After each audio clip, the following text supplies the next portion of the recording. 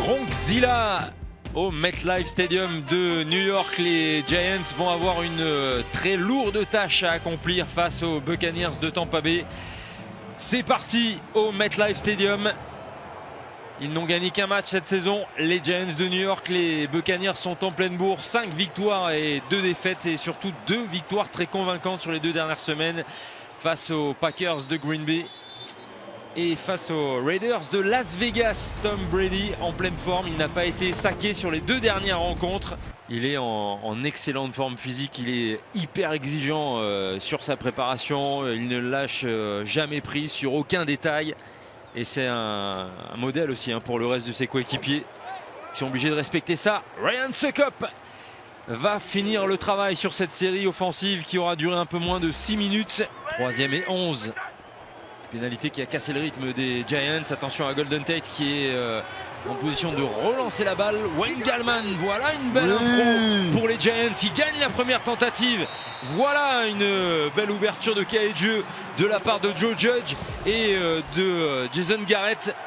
Et regardez, on va lancer directement la balle à Golden Tate comme si c'était une passe screen et qu'il allait lancer. Ça amène tout le monde vers ce côté droit de l'écran. Et regardez, tout le monde se positionne de l'autre côté. 4 O-line et un running back en position, parfaitement appelé.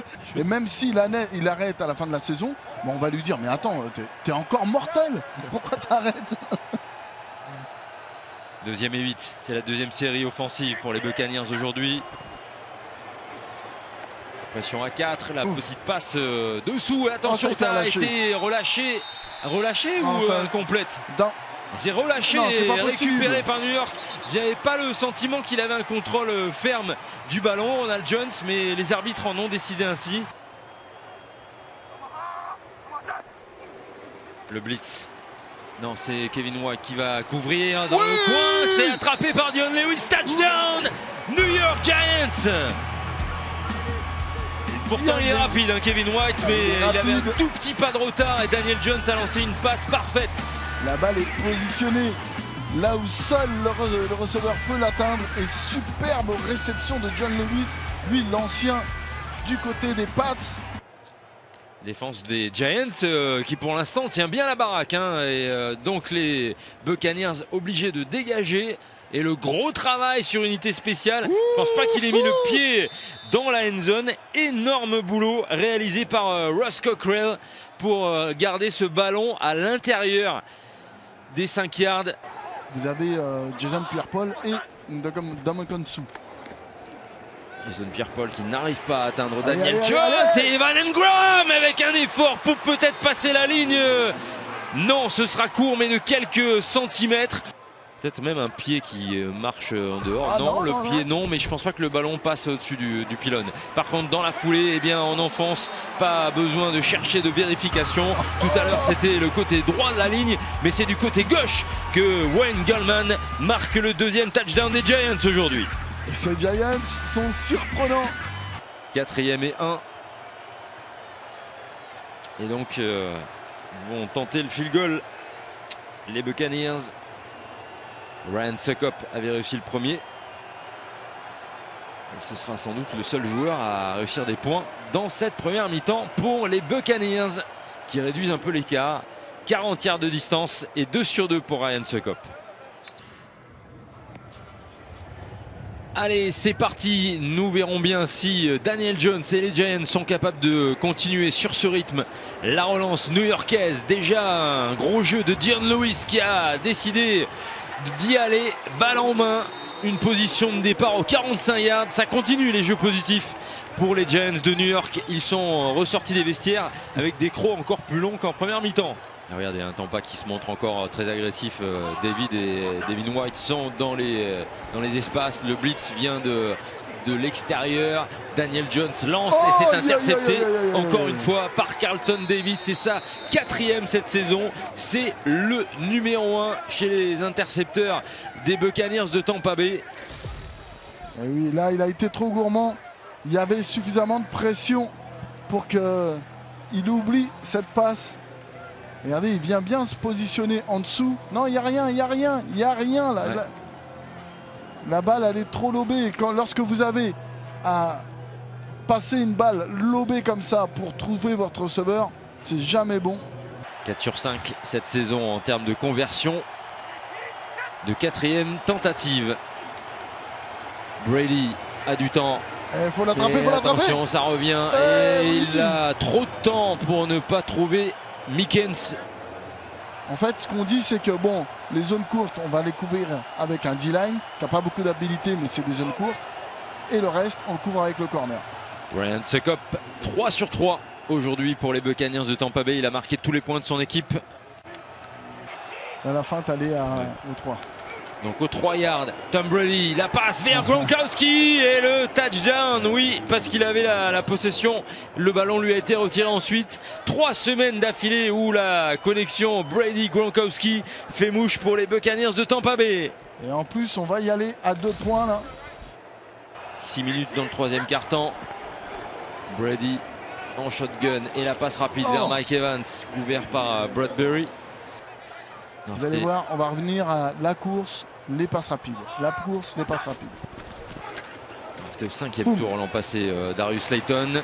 Et ça arrive dans les mains cette fois-ci d'Evan Engram, qui lui ne ménage pas ses efforts. Il est allé s'encastrer quasiment dans la pancarte publicitaire. On veut quand même garder les points.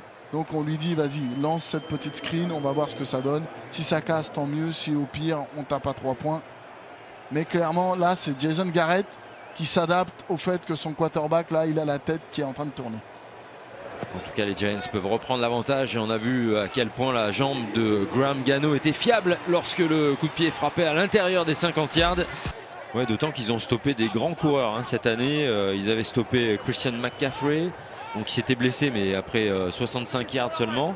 Et puis des joueurs comme Aaron Jones qui n'a couvert que 15 yards, ou Alvin Kamara, 16 yards à la course contre Tampa Bay. Daniel Jones sous pression, il échappe à Shaquille Barrett et non, il ne faut pas la lancer.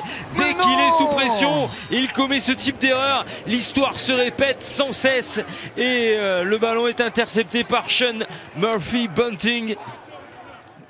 Regardez là, il est là, il n'y a rien, mets la balle au sol, mets la balle au sol. Il y avait quelques petits soucis au niveau de l'horloge, mais finalement le ballon est remis en jeu et Tom Brady feinte la remise à Fournette. Brady qui aimerait bien faire le break et trouve Cameron Brate. Tout seul. Il fait pas le break, il fait le Brate. En plus une pénalité. On va regarder, play action. Et là c'est Bray qui bat son linebacker Martinez. Ah oui, non, il est derrière Martinez. C'est bien Yadom qui est au contact. Non mais... Oh mais c'est sévère là, c'est sévère. Mais c'est limite l'attaquant qui baisse la tête. Voilà, c'est Brate qui va. Et on sait que cette pénalité, elle peut être sifflée dans les deux sens. Donc les arbitres, là, ils y vont directement contre le défenseur. Mais le premier à baisser la tête, c'est quand même le tight end. C'est l'attaquant, oui. Là, franchement, c'est difficile. Brady qui fait la remise à Fournette, cherche Evans. C'est capté pour un touchdown. En tout cas, annoncé pour Mike Evans, qui s'est laissé tomber dans la end zone en ayant pris soin d'attraper ce ballon. 8 yards, la réception. Et les Buccaneers sont de nouveau devant. Ah ouais, oui, il est athlétique le garçon. Des fois il termine pas, mais ça peut arriver. Succop en a mis 3 et il en passe un 4e. 38 yards de distance, 25-17, 8 points d'écart.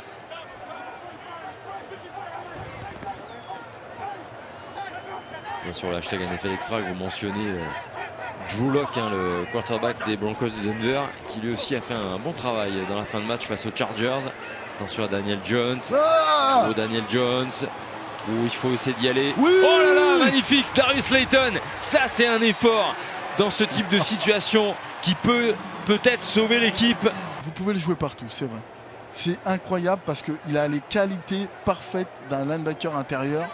Ce qui fait qu'il arrive à se mettre parfaitement dans le schéma 34, alors qu'il y avait des questions par rapport à sa physicalité par rapport à ça.